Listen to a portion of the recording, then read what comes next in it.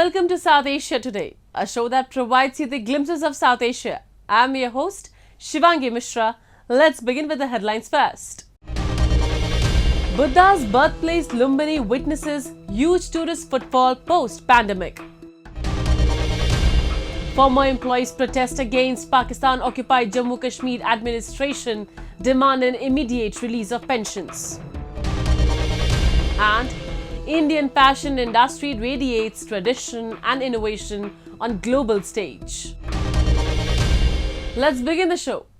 A delegation from the US Congress held a historic meeting with the Dalai Lama at his residence in Dharamshala, India, amidst international scrutiny over China's Tibet policies. This meeting followed the recent passage of the Tibet Resolve Bill in the US House of Representatives, spearheaded by Texas Republican Michael McCaul.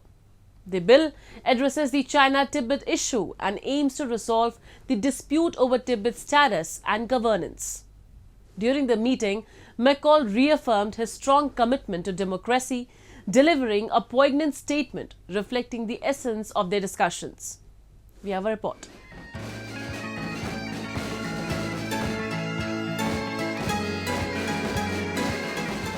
A US congressional delegation met the Dalai Lama in a landmark event amid increased global attention on China's Tibet policies. The meeting occurred at the Dalai Lama's residence in India's Dharamshala following the recent approval of the Tibet Resolve Bill by the US House of Representatives.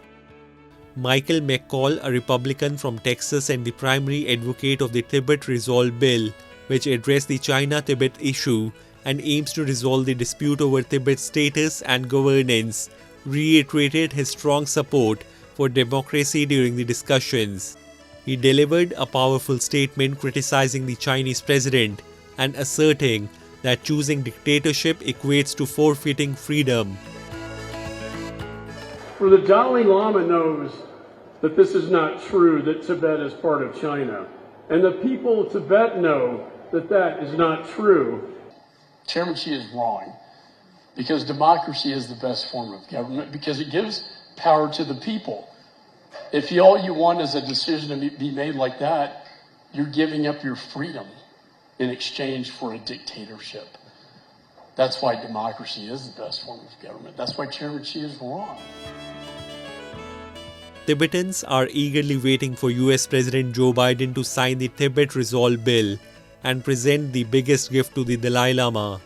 The bill calls on Beijing to resume dialogue with the Dalai Lama, the spiritual leader of Tibet, and other Tibetan leaders about how Tibet is governed. President of Tibet, Penpa Tsering, emphasized the importance of countering China's propaganda and reaffirmed Tibetans' views of their homeland as an occupied nation, stressing the urgency for a change. China's propaganda is so pervasive and also because of their position as the second largest economy in the world. Even before that, also they have political power, they have military power, all because of their economic power, and they force other countries to say that Tibet is part of People's Republic of China, whereas Tibet is an occupied nation. So this narrative of China has to be changed. That is why the reason why we went for this position is, one, to change a clear message to China that you cannot change history, because history is in the past. The government, just because of their whims and fancies, cannot change history. And the second message is to the international community that you just cannot repeat what Chinese government wants them to say. You just cannot parrot. These developments underscore a growing international consensus on supporting Tibet's autonomy and cultural heritage amidst challenges posed by China's economic and political influence. The global community awaits US President Joe Biden's decision on signing the Tibet Resolve Bill, seen as a pivotal step towards affirming these principles and supporting the Tibetan cause on the world stage.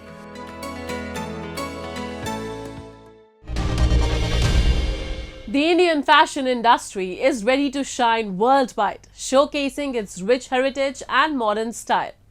Top designers are achieving fame globally by blending traditional techniques with new ideas. See how Indian fashion is mixing tradition with today's trends, putting our designers in the global spotlight.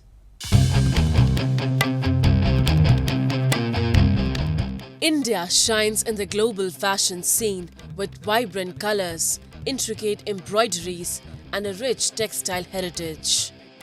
The thriving Indian fashion industry captivates audiences worldwide with its mesmerizing collections built on heritage but ever evolving and consequently leaving a mark on the global stage. Notable Indian designers like Rahul Mishra blend traditional techniques with modern aesthetics, gaining international acclaim and gracing the runways of fashion capitals. Mishra's innovative designs are celebrated in global fashion magazines and worn by international celebrities at prominent events worldwide, including the Met Gala and Cannes Film Festival. As a brand, it has been almost like 10 years for us to showcase.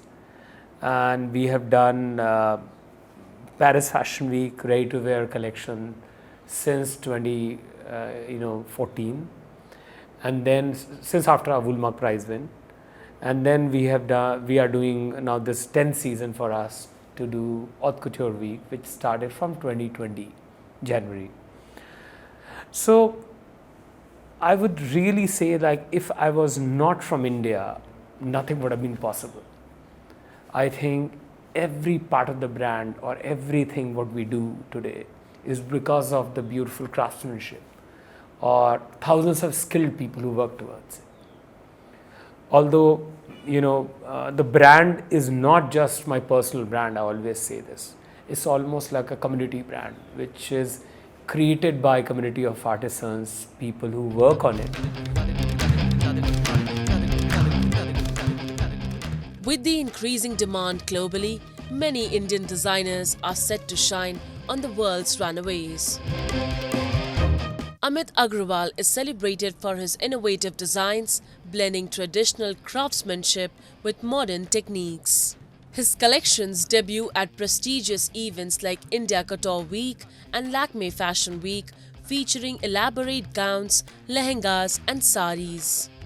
The meticulous work invested in each garment is no surprise to those familiar with the Indian fashion industry.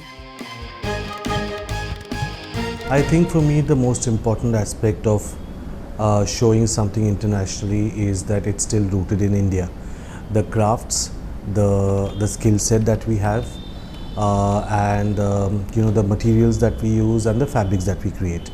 But I also feel what's very important for me is that for me India is not just about traditional craftsmanship.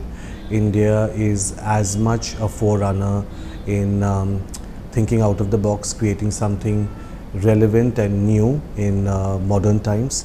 And I think my work is a representation of what India truly represents, the culture that it has and it has been today.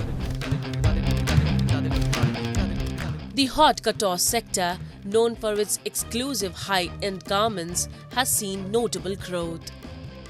Indian designers are gaining recognition in haute couture, benefiting from India's robust textile and apparel industry. The Fashion Design Council of India, FDCI, nurtures talent, offers platform for showcasing work, and promotes India's rich fashion heritage globally. India is the flavor all over the world in so many different things, but where it comes to fashion, this is a very recent change that we are seeing. And I, for one, am really proud that this change is taking place.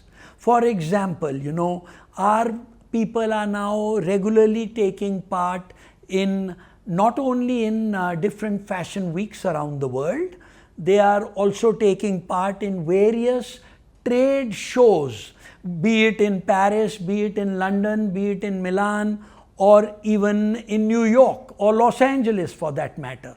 So I am happy that a very wide spectrum of people are going all over from India and we are suddenly we've become more prominent as a nation of designers who are participating. Indian designers are making waves globally, infusing their culture into international platforms. From New York to Paris, London to Milan, the fusion of tradition and modernity in Indian fashion captivates audiences and critics. With India's robust economic foundation and growing middle class, the fashion industry is poised to become more organized and profitable.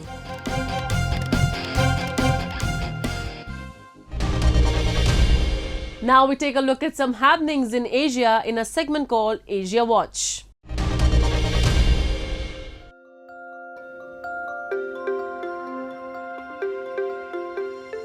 Heavy rainfall near Bangladesh's northeastern border with India has caused flooding in the Sylhet division. Drone footage from local media showed large fields and villages inundated this week as the continuous rainfall caused the water level of the Sukma River, which passes through Sylhet, to rise, flooding surrounding areas. People were seen wading through knee-deep water in Sylhet on Tuesday, as over 370,000 people were reportedly stranded in the rural areas, according to the district administration authority.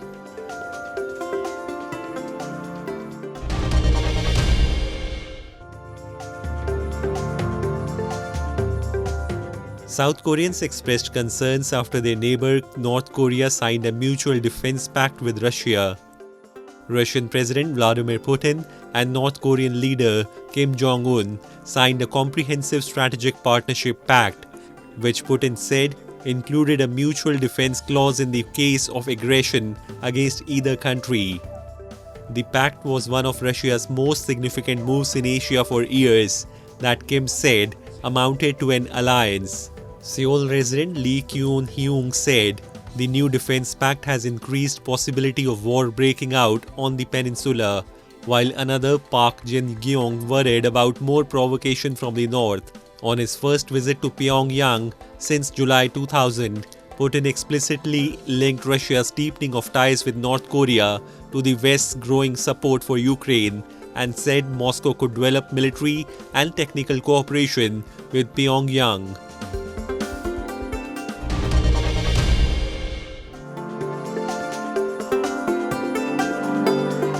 Thousands of Colombian teachers and their supporters marched in Bogota against an education reform that is underway in Congress.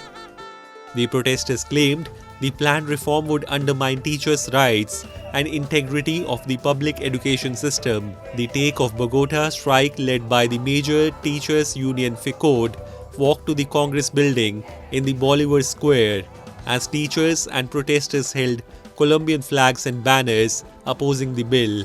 FICOD claimed in a statement senators included amendments to the bill they originally agreed with the government, undermining public education by privatizing it and eliminate preschool grades from the public system, among others. The union initiated a national strike on June 12, calling for the government to halt the legislative process of the bill. Education is part of an ambitious set of reforms President Gustavo Petro pledged to push during his term, along with retirement pensions, healthcare and labor.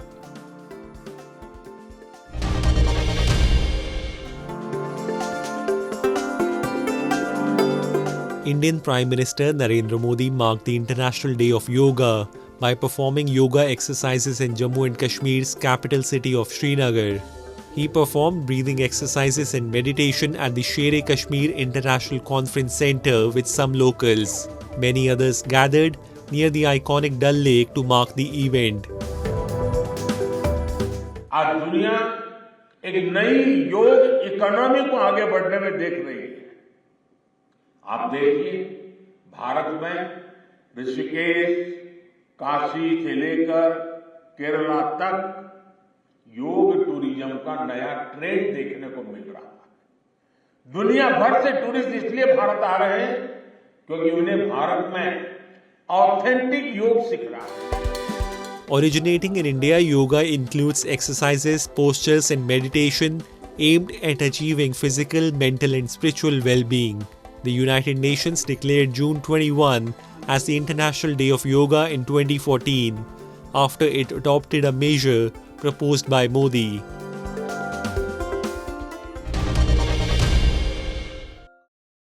Scores of former government employees and pensioners in Pakistan-occupied Jammu and Kashmir held a sit-in protest demanding a raise in their pensions and salaries amid soaring inflation. Protesters demand release of funds from the administration, emphasizing their legal entitlements. They decried bureaucratic delays and accused Pakistan of diverting resources from the illegally occupied territories to cover their economic losses. Scores of former government employees and pensioners in Pakistan-occupied Jammu and Kashmir held a sit-in protest recently to demand a raise in their pensions and salaries from the Pakistan government. The protesters lamented it has become difficult to manage household expenses amid soaring inflation, but Islamabad has remained apathetic towards their plight. They said they have held several demonstrations over the past 1 year, but no official has come forward to even hear their pleas. ये बात हकीकत पे मबनी है कि वज़ीर आज़म आज़ाद कश्मीर अपनी तरफ से कुछ ऐलान नहीं कर सकते। ये जो मुराद पेंशन की हुकूमत पाकिस्तान ने दे दी और उनका बजट इनको दे दिया गया है, उसके लिए मैं सदीक शाह साहब से, अपने जनरल सेक्रेटरी फरमान साहब से और रमज़ान मुखर साहब से ये गुजारिश करना चाहता हूँ कि 5 वज़रा कल आपके कल इजलास में आए थे, आप उनके पास जाएँ, उन्हें कहें कि ये हमारे बुज़ुर्गों को जो पैसे हैं इनको फौरी तौर पर रिलीज़ किया जाए। और दूसरी बात जो इन्होंने लिखी है कि अगर पेंशनर फौत हो जाता है तो उसकी पेंशन उसकी बेवा बेटी को दी जाती है, उसकी बहू को ट्रांसफ़र की जाती है, उसको बेवा को की जाती है। ये कानून है, इस्लामी जमहूरिया पाकिस्तान का कानून है, उसी के तहत आज़ाद जम्मू कश्मीर रियासत में तमाम पेंशनर और कानून है, तो ये उनको ट्रांसफ़र होनी चाहिए। अगर ये यहाँ पे नहीं हो रही, ये हमारे बुज़ुर्गों का मुतालबा है, तो फौरी तौर पर आज़ाद कश्मीर जम्मू रियासत को इस पर अमल दरामद करवाना चाहिए। The protesters also demanded implementation of a law that in case a pensioner passes away, his pension should be transferred to his widow or daughter. They decried the bureaucratic blockade that has led to a delay in addressing their demands. आज तो जिस अफसर को बात करो तो एकदम मतलब वो दम दबाकर भागने की कोशिश करेगा। वो ये कहता है कि बस मुझसे कोई ना पूछ ले, मैं किसी को कुछ ना बता दूं। ये अब ये सूरत हाल जो हमारे सामने इस वक्त हम देखो, रोडों पर बैठे हुए बूढ़े बैठे हुए हैं, हमें दुनिया गुजरने वाली देख रही है, हमारे कुरानों को याद नहीं आ रहा, ये ख्याल नहीं आ रहा यार, इनको सुनने से ये कहते क्या है। अगर इनकी बात जायज़ है इसको की जाए, अगर इनकी बात नाजायज़ है इनको मुतमईन किया जाए, बाबा ये आपका मामला दुरुस्त नहीं है, इसको इस तरह दुरुस्त करें। The protesters blamed instead of providing any aid to the people in the backward region. Economic losses faced by Pakistan due to policy paralysis are also being compensated from territories under its illegal control. Moving on.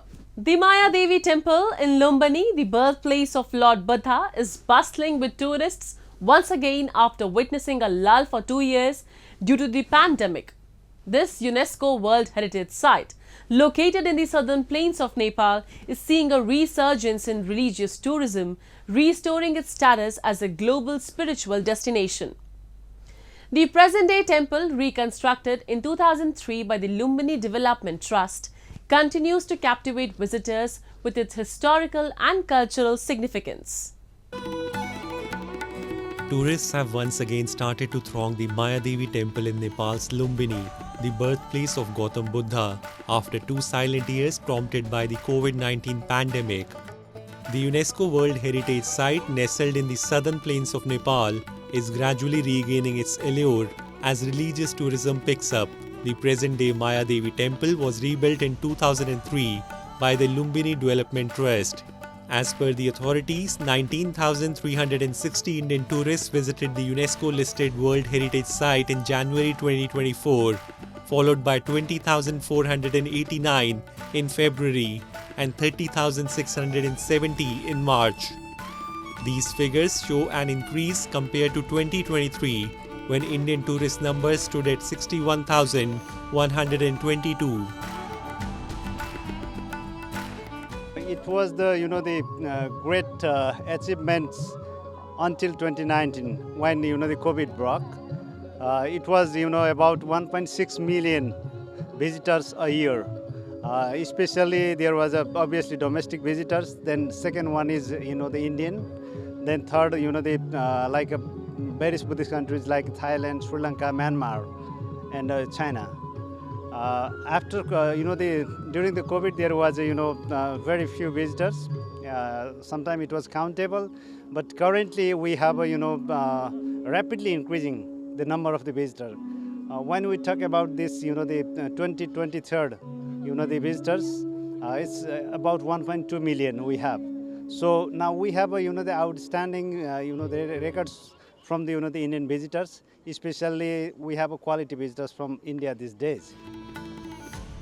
The number of tourists from other parts of the world has also significantly increased at the birthplace of Gautam Buddha, known as the Light of Asia. According to LDT records, during the first quarter of 2024, 11,668 tourists arrived from Thailand, 8,986 from Sri Lanka, 6,915 from Myanmar, 2,155 from South Korea, and 2,419 from Vietnam, most of them crossing via border checkpoints from India. In comparison, the numbers in the first quarter of 2023 stood at 7,760 from Thailand, 5,158 from Sri Lanka, 4,342 from Myanmar, 2,911 from Vietnam, 2,885 from South Korea, and 369 from China. जहाँ पे जो Buddhist Gautam Buddha उनका जो birth place है इस नाम से world में फेमस है और जैसा कि नेपाल एक छोटा सा कंट्री है और यहाँ पे इन्होंने जिस तरह से बुद्धिस्ट प्लेस को संभाल के रखा है और जिसका पूरे दुनिया में नाम चल रहा है कि लुम्बिनी में जो गौतम बुद्ध का जन्म हुआ था या फिर उनके सभी चीज़ों को यहाँ पे डेवलप हुआ है, उनकी वजह से सारे देशों ने यहाँ मिलके उनके चीज़ों को बढ़ाया है, इसलिए देखने की इच्छा थी, इसलिए हम यहाँ आ गए. The Maya Devi temple in the heart of Lumbini is a major attraction for tourists. It houses the marker stone, the nativity sculpture, and the structural ruins associated with the birth of Lord Sakya Muni Buddha. The marker stone identifies the exact birthplace, while the nativity sculpture depicts the birth scene of Prince Siddhartha. Now it's time for me to wrap up today's episode. We'll be back next week at the same time. This is Shivangi Mishra signing off on behalf of the entire production team of South Asia Today. Goodbye and take care.